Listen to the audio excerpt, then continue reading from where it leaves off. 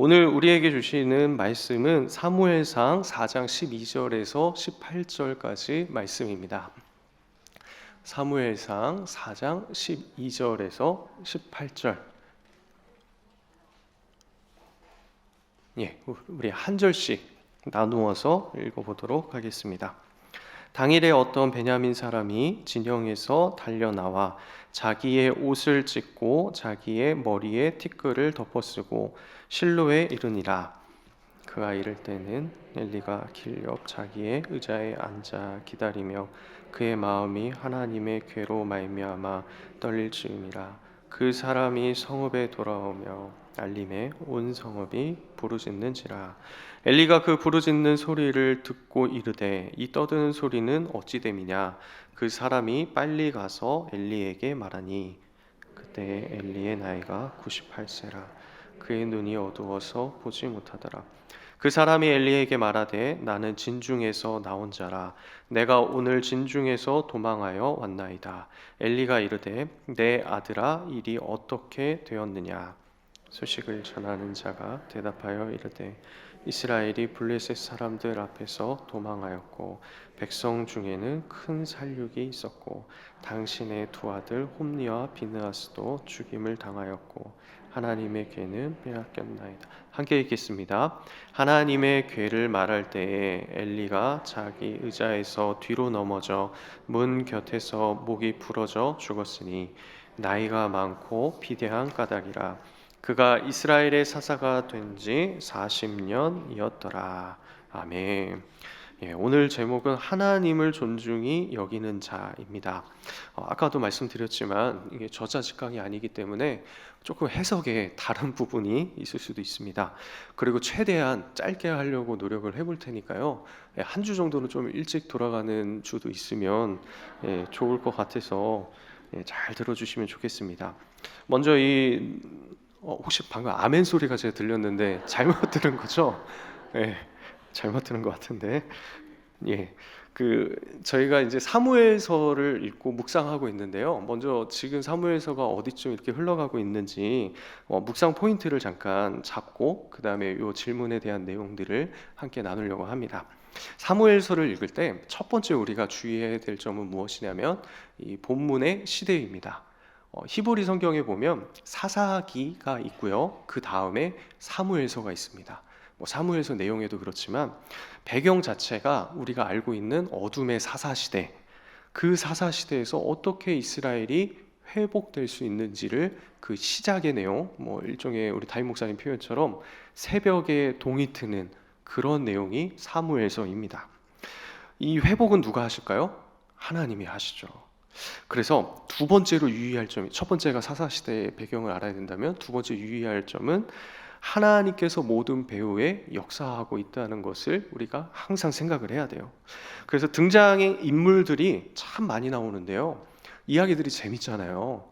그런데 그 이야기에서 이 인물이 어떤 일을 하는지도 중요하지만 그 배후에서 하나님이 어떻게 역사하셔갖고 하나하나 마치 퍼즐 조각을 맞추어서 이스라엘을 사사시대와 전혀 정반대의 모습으로 회복을 어떻게 시켜나가는지, 이것이 가장 중요한 사무엘서의 내용입니다.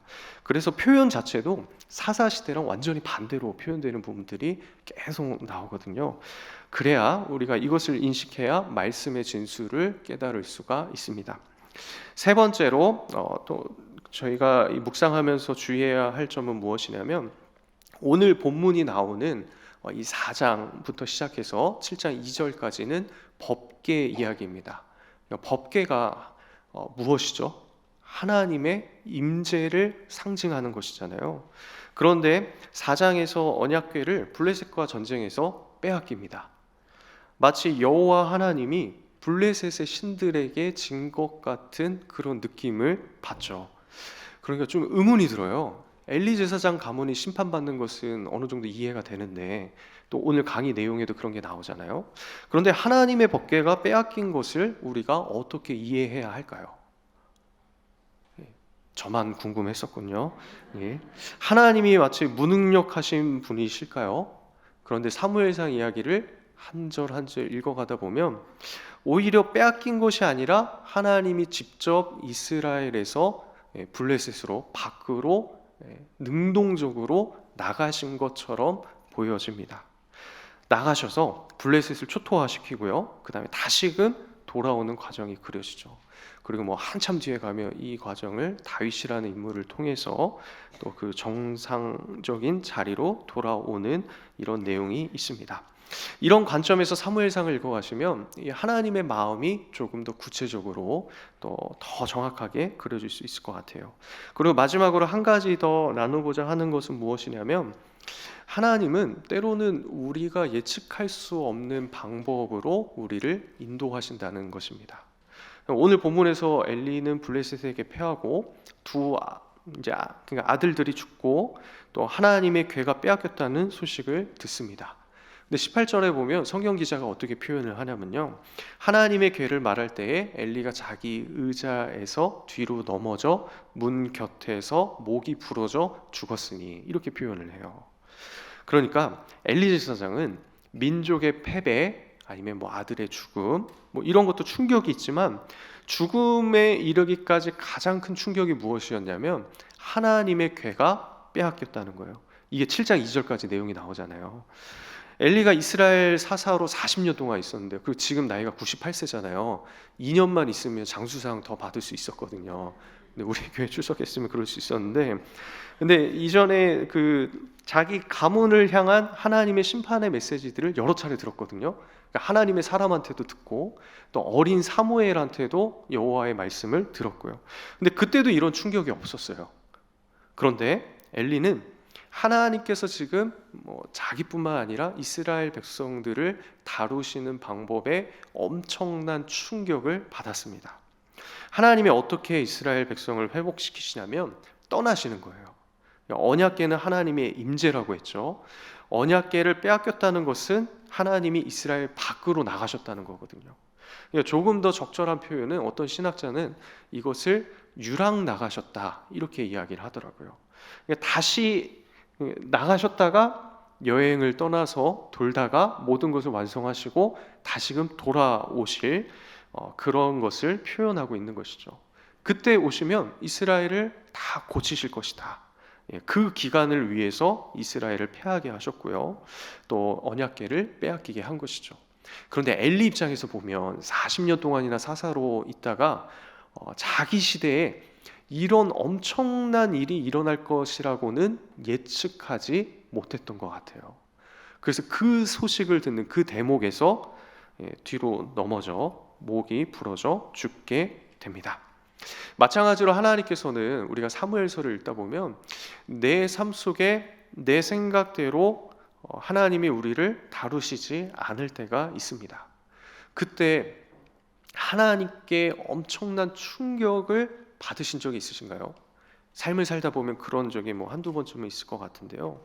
언약궤가 우리에게 있으면 반드시 승리할 것 같고, 적어도 언약궤는 절대 빼앗기지 않을 것 같았는데, 근데 심지어 언약궤가 오니까 패배가 더 커지고 또 언약궤를 빼앗기기까지 하는, 더구나 자신이 사사일 때 이런 일이 일어나는 엄청난 충격을 받은 것이죠.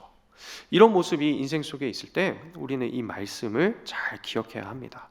그리고 말씀을 읽을 때마다 내 중심으로 해석하는 것이 아니라, 내 환경으로 해석하는 것이 아니라 하나님이 어떤 분이신지 그것을 먼저 이해하고 깨닫고요, 우리의 인생을 거기에 맞추어 가는 그런 작업이 필요한 것이죠. 그러면 조금 충격이 덜해지더라고요. 이러한 선 이해를 가지고 지난 주일 설교를 바탕으로 몇 가지 문제를 함께 나누어 보도록 하겠습니다. 먼저 1번 문제입니다. 오늘날 주변을 보면 다른 사람을 배려하고 존중해 주는 풍조가 점점 많아지고 있습니까? 아니면 사라지고 있습니까? 어떨까요? 이런 문제를 냈다는 것은 점점 사라지고 있기 때문에 이런 문제가 나왔겠죠. 나는 다른 사람을 배려하고 존중해 주는 사람입니까? 자신의 모습을 돌아보십시오. 내 모습이 어떠한지 잠깐 한번 생각을 해보겠습니다.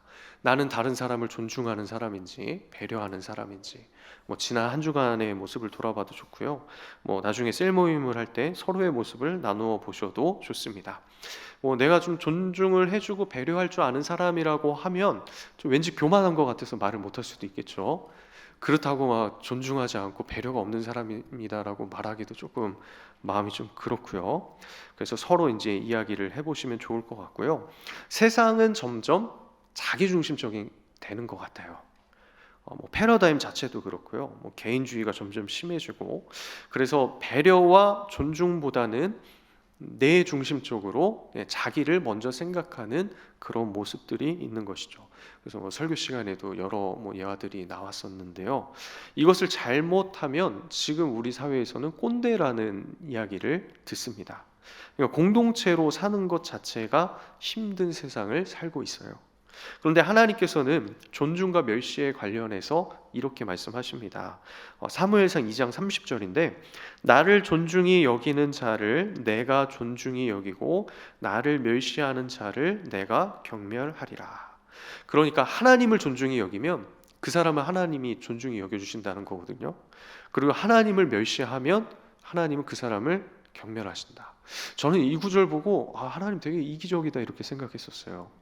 아니, 우리가 존중해 드리기 전에 하나님께서 좀 우리를 사랑으로 베풀어 주셔서 존중해 주시면 어떻습니까?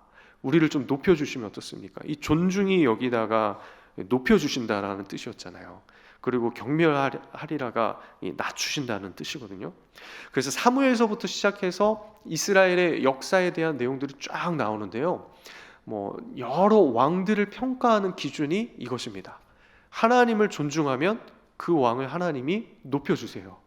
그런데 하나님을 멸시하는 왕은 하나님이 낮추십니다. 이 기준으로 계속 평가하시고 역사하시더라고요. 하나님의 기준이 이렇습니다. 그래서 우리는 하나님을 존중히 여겨야 하고요. 또 우리 다른 사람들에게 존중과 배려를 베풀어야 합니다. 자, 2번, 벌써 2번입니다. 본문에 보면 제사장 엘리의 가정은 하나님을 존중히 여기지 아니하고 멸시함으로 하나님의 심판을 받아 몰락하게 됩니다. 자, 첫 번째 질문입니다. 제사장 엘리는 나름대로 자신에게 주어진 사역을 감당하려고 애를 쓴 사람입니다. 엘리의 모습들이 이랬죠.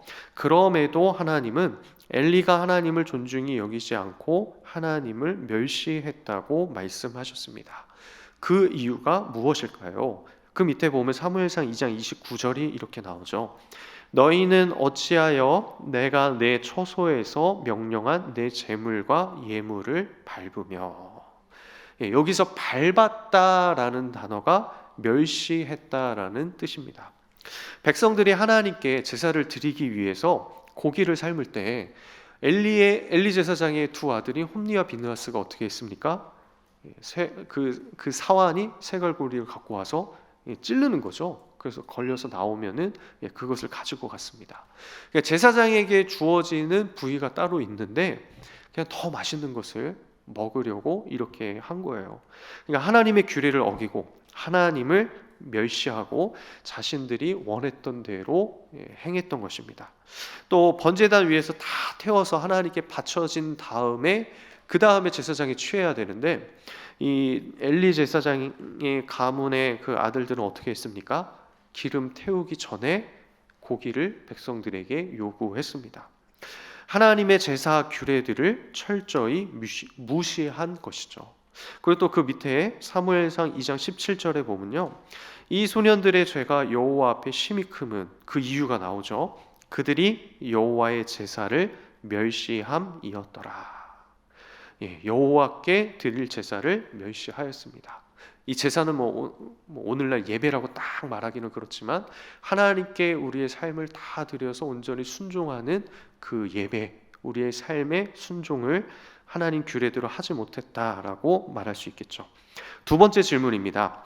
제사장 엘리의 가정이 하나님을 멸시한 결과는 무엇이며 깨닫게 되는 교훈은 무엇입니까? 크게 네 가지로 정리를 해봤습니다. 첫 번째는 엘리의 두 아들 홈리와 비느하스가 전쟁에 나갔다가 한날에 죽었습니다. 죽음은 엄청난 사건이죠.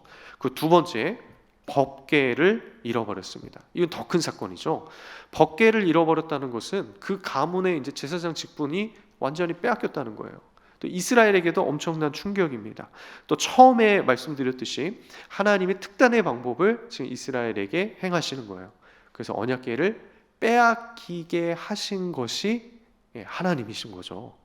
하나님이 빼앗긴 게 아니라 하나님이 빼앗기게 하신 것이죠. 세 번째, 법궤를 빼앗긴 소식을 듣고 가장인 엘리가 뒤로 넘어져 죽었습니다. 네 번째, 엘리의 며느리가 법궤와 시아버지 남편의 소식을 듣고 갑자기 해산하고 죽었습니다. 그래서 이가봇 외치고 죽었잖아요. 그러니까 애를 낳는 그 출산의 기쁨이 얼마나 큽니까? 저도 애가 셋이 있는데요. 저는 분만실을 다 들어갔거든요. 이 과정을 말하면 이제 저희 아이들한테 혹시 누가 얘기하실까봐 이게 말씀을 못 드리겠는데, 아무튼 세 명의 분만실을 다 들어가서 탯줄을 다 자르고요. 그 아이를 한 명 한 명 태어날 때마다 얼굴을 보는데 얼마나 못생겼는지. 저는 좀 잘생겼잖아요. 근데 그 저희 아이들은 저를 닮았는데 좀 못생겼더라고요. 특히 셋째 딸은 저랑 똑같이 생겼는데 딸이라 이게 참 걱정이 되기도 하고요. 근데 그 못생긴 얼굴을 보는데 이 마음이 얼마나 기쁜지. 이게 부모 마음이잖아요. 근데 지금 출산을 했는데 기쁘지가 않아요. 왜 그렇습니까? 뭐 남편이 죽고 이스라엘이 패하고 이런 것도 있지만, 이 사무엘서 기자는 언약궤가 빼앗긴 하나님의 임재가 부재한 상황을 이 며느리의 모습을 통해서 보여주고 있는 것이죠. 그러니까 이가봇, 하나님의 영광이 떠났다. 애를 낳아도 기쁘지가 않다. 이렇게 된 것이죠. 이를 통해서 우리가 알 수 있는 교훈은 무엇이냐면요, 하나님께 드리는 제사, 곧 예배를 소중히 여기는 것이 하나님을 존중히 여기는 것입니다. 하나님께 드리는 제사, 곧 예배를 소중히 여기는 것이 하나님을 존중히 여기는 것입니다. 그 밑에 여기 다 적혀 있거든요. 쓰시는 분들이 계시는 것 같아요. 오늘 뭐 쓰실 거 없습니다. 그리고 이게 저자직 강이 아니라서 혹시나 궁금한 거 있으시면 주일 설교를 이렇게 돌아보시면 더 자세하게 이제 설명을 해주실 것입니다. 자, 세 번째 질문. 세상을 보면 악을 행하면서도 형통한 듯이 살아가는 자들이 있습니다. 온갖 불법과 불의를 행하면서도 잘 먹고 잘 삽니다. 때로는 하나님께서 자신을 멸시하는 자들을 경멸하신다는 말씀이 틀린 것처럼 보이기도 합니다. 그들에게 심판은 무엇일까요? 거기 한번 이렇게 적어보시겠습니까? 하나님께서 내버려 두심이 하나님의 심판이다. 하나님께서 내버려 두심이 하나님의 심판이다. 하나님께서 내버려 두심이 하나님의 심판입니다. 불의를 행하면서 잘 되는 것 그 자체가 저주라고도 할 수 있죠. 우리가 예수님을 믿고 받은 복이 무엇이죠? 하나님께 가까이함이 내게 복이잖아요. 그러니까 하나님 자체가 복이잖아요. 그것보다 큰 복이 없거든요. 간혹 이런 말씀하시는 분들이 있는데, 세상을 이제 살면서 하고 싶은 거 다 해보고 마지막 죽기 전날 아니면 죽는 날에 복음을 듣고 영접하고 이렇게 천국 가면 좋겠다, 부럽다, 이렇게 말씀하시는 분들이 간혹 계시더라고요. 근데 이것은 좀 어떻게 보면 이게 세상적으로 우리가 좀 인간이니까 그렇게 생각은 할 수 있는데, 그리스도인으로서 예수님과 교제하는 사람으로서는 할 말은 아닌 것 같아요. 왜냐하면 우리가 받은 복은 하나님과 함께하는 것이거든요. 하나님이 우리가 예수 그리스도를 영접하는 순간 우리 속에 성령이 들어오시고 우리가 성전이 되죠. 그리고 예수님과 함께 살아갑니다. 우리가 걸어가는 그 거리가 천국이 되는 거죠. 이게 가장 큰 복인데, 하나님의 자녀가 된 게 가장 큰 복인데, 세상에서 시컨 살다가 100년을 시컨 살다가 마지막 날에 영접하고 천국 가는 게 좋으세요? 아니면 100년 동안 조금 고생은 하지만 또 뭐 고생 안 할 수도 있어요. 근데 세상적으로 하고 싶은 거 못했어도 하나님과 함께하며 동행하는 것을 느끼며 예수님이 나를 정말 사랑하시는구나, 이런 거를 때로는 경험하면서 그거를 경험하고 100년 살다가 죽는 게 더 좋으세요? 어떤 게 더 좋은 걸까요? 네, 후자죠. 그러니까 지금 생각하면 이게 후자가 맞는 것 같은데 고난이 닥쳐오면 이게 그게 안 되더라고요. 그러니까 하나님이 나와 함께 하심을 경험하는 것 자체가 엄청난 일이라고요. 예. 그래서 세상에 있는 사람들이 잘 된다 할지라도, 그 사람들이 악을 행하고 형통한다 할지라도 그것이 복이 되지 않습니다. 그러니까 이스라엘은 지금 이것을 경험하는 거예요. 엘리 제사장이 보는 게 이거죠. 그 어린 사무엘이 지금 느끼는 게 이거겠죠. 하나님의 떠나심, 하나님의 부재, 이 엄청난 사건을 지금 경험하고 있습니다. 자, 마지막 질문입니다. 드디어 이제 끝을 향해 가고 있는데요. 예배 회복이 인생 회복이요, 교회 공동체의 회복입니다. 예, 이거는 뭐 아무리 들어도 맞는 말 같아요. 우리는 어떤 마음과 자세로 예배를 드리고 있습니까? 하나님께 드리는 예배를 소중히 여기는 사람, 온전한 예배 회복을 위해 힘쓰는 사람, 하나님을 존중히 여기는 자의 모습이 어떠해야 하는지를 나누어 보십시오. 하나님을 존중히 여기지 않았더니 하나님이 떠나가셨잖아요. 이런 엄청난 일을 지금 이스라엘이 겪고 있는데요. 우리는 그렇게 되지 않기 위해서 예배를 회복해야 되고요. 뭐 예배뿐만 아니라 우리의 삶 전체가 회복돼야 되죠. 그래서 그렇게 하나님을 존중히 여기는 자의 모습이 어떠해야 되는지를 생각해 보시고 나누어 보시면 좋겠습니다. 설교 시간에는 개념 없는 예배자의 10가지 모습이 나왔거든요.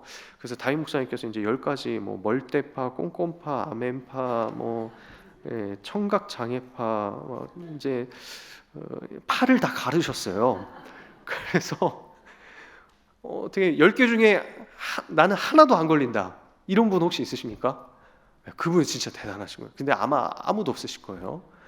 왜냐하면 우리는 온전한 개념을 가질 조건이 없기 때문이죠. 그러니까 개념 있는 예배자가 되기 위해서 노력은 하는데 진짜 개념 있는 예배자가 될 수는 없어요. 이게 인간의 한계입니다. 그래서 개념 없는 예배자의 모습을 돌아보고, 나 오늘도 개념 없었어 하면서 하나님께 더 나아갈 수 있도록 해야 되는 것이죠. 혹시라도 개념 없는 예배자 이런 거 말씀하시는데 나보고 개념 없다고 얘기하시는 건가? 이러면서 이렇게 마음에 이렇게 두지 마시고, 우리가 더 개념 있게 살아가자, 하나님을 존중하는 삶을 살자, 이런 모습으로 함께 우리 세런들과 나누어 보았으면 좋겠습니다. 그리고 예배뿐만 아니라 일상의 모든 모습 속에서 하나님을 존중하는 것이 무엇인지를 한 주간 삶에 이렇게 비추어서 세런들과 서로 나누어 보고 은혜를 나누시면 되겠습니다. 오늘 내용은 여기까지고요. 이제 같이 기도하고 마치도록 하겠습니다. 우리 어떻게 기도했으면 좋겠냐면요, 먼저 하나님을 존중히 여기는 자가 되게 해달라고 기도했으면 좋겠습니다. 우리의 삶의 모습이 하나님을 존중히 여겨야 합니다. 하나님을 존중할 때 하나님은 우리를 존중히 여기시고요, 또 어떻게 보면 하나님은 우리로 하여금 하나님을 존중하는 자로 만들어 가고 계세요. 그리고 저 멀리서 기다리고 계십니다. 그래서 말씀을 한 구절 한 구절 읽고 묵상하고 배울 때마다 우리가 어떻게 하나님을 존중할 수 있는지를 알려주고 계십니다. 그래서 오늘 말씀을 통해서 또 우리 세런들과 나눌 때 우리가 하나님을 존중히 여기는 자가 되게 해달라고, 또 매 순간마다 그런 선택을 할 수 있는 자가 되게 해달라고 기도하십시오. 그리고 하나님께서 기뻐하시는 예배자가 되게 하옵소서, 이렇게 기도했으면 좋겠습니다. 그리고 또 우리 서로를 위해서 우리 셀 목자의 직분을 감당하는 것은 정말 어려운 일입니다. 우리 세런들을 섬기며 하나님의 은혜의 통로로 쓰임받을 때 하나님 우리에게 지혜 주시고 성령의 충만함 주셔서 우리가 힘을 내어 이 어려운 시기에 이 직분 잘 감당할 수 있도록 하나님 인도하여 주옵소서. 우리 존중히 여기는 자가 되게 해달라고, 또 우리 셀 목자 우리 자신과 우리 옆에 있는 셀 목자들을 위해서 우리 한번 같이 기도하며 나아가도록 하겠습니다. 하나님 감사합니다. 오늘 말씀을 통해서 하나님을 존중히 여기는 자가 어떤 자임을 우리가 다시 한번 돌아보고 또 나아갑니다. 하나님 붙들어 주심이 필요합니다. 필요합니다. 하나님, 우리를 붙잡아 주심이 필요합니다. 하나님, 우리 가운데 함께 해 주셔서 우리가 하나님의 말씀대로 날마다 하나님을 존중히 여기며 또 하나님 앞에 바른 예배자로 세워져 나아갈 수 있도록 하나님 붙들어 주옵소서. 무엇보다 우리의 삶의 모든 부분에 있어서 하나님을 존중히 여기며 살아가기를 소망합니다. 하나님, 붙잡아 주옵소서. 하나님, 우리 가운데 함께 해 주옵소서. 또한 우리가 그 하나님을 바라보며 우리를 이끄시는 그 하나님을 바라보며 우리가 살아가게 하여 주옵소서.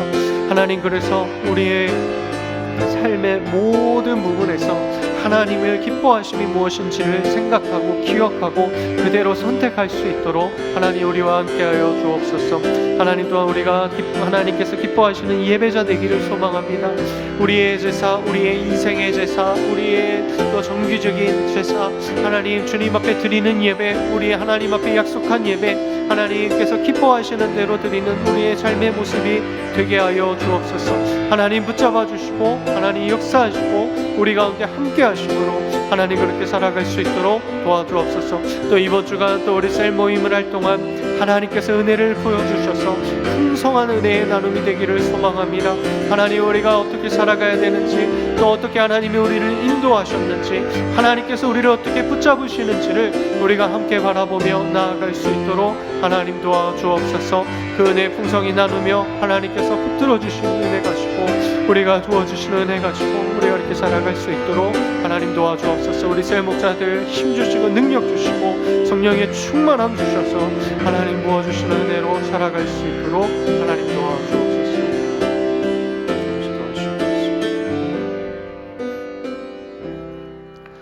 아버지 하나님, 감사합니다. 하나님을 존중히 여기는 자가 되게 하옵소서. 우리는 부족하고 개념이 없고 연약하지만 그래도 하나님께서 우리를 붙잡고 계시기 때문에 우리가 다시금 일어날 수 있음을 고백합니다. 이번 주간 셀 모임을 하며 우리 셀원들과 말씀의 은혜를 나눌 때에 하나님이 우리를 떠나시면서까지도 우리에게 충격을 주시고 우리를 붙잡고 우리를 다시금 회복시키고자 하시는 그 하나님의 열심을, 사랑을 우리가 함께 경험하는 시간이 되게 하여 주옵소서.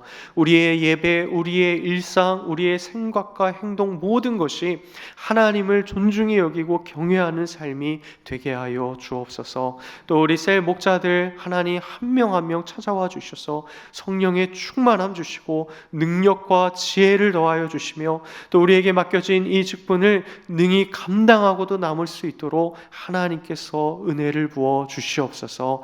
또한 또 이후에 있을 목장의 모임 시간과 또 모든 상황들 하나님께서 안전하게 지켜주시고 어려운 코로나 시기에 이것을 헤쳐나갈 수 있는 은혜를 우리를 통해서 흘려보내 주옵소서. 감사를 드리며 모든 영광 주님께만 올려드리며 예수 그리스도의 이름으로 기도드립니다. 아멘.